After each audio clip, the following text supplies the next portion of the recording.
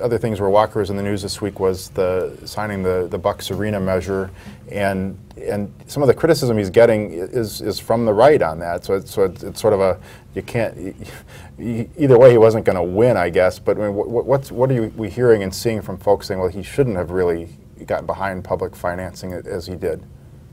Right, and I would just add on the subject of Scott Walker that he, you know, particularly in early states like Iowa, which is caucus state, he's going to need, all the candidates need organization to get people out to the polls. Scott Walker has gotten a number of early endorsements in Iowa and some other early states, whereas, you know, somebody like Trump does not have that kind of actual on-the-ground organization, and that difference will tell in the months to come.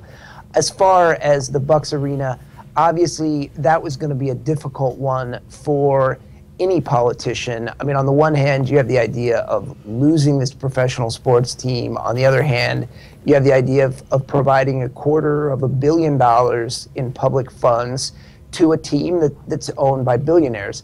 So, you know, this is just one, I think, where any elected official is going to take a few lumps and move on. I think Walker should be happy that his original proposal didn't fly, because his original proposal would have put $220 million from the state into the deal. Right, a lot more from the state. More from the state. It ends up being $55 million with the move to the Wisconsin Center District and to the county, Milwaukee County, picking up that cost. So I think you know, he's fortunate that the Assembly Speaker Voss and Majority Leader Fitzgerald stepped in and cut the amount that the state was borrowing to pay for this. Yeah, do you think this is something that we'll hear his primary opponents in future debates or future encounters and exchanges say, you know, you're not a true conservative, or if I were in your spot, I would never give money to billionaires? Is this a line we could expect to?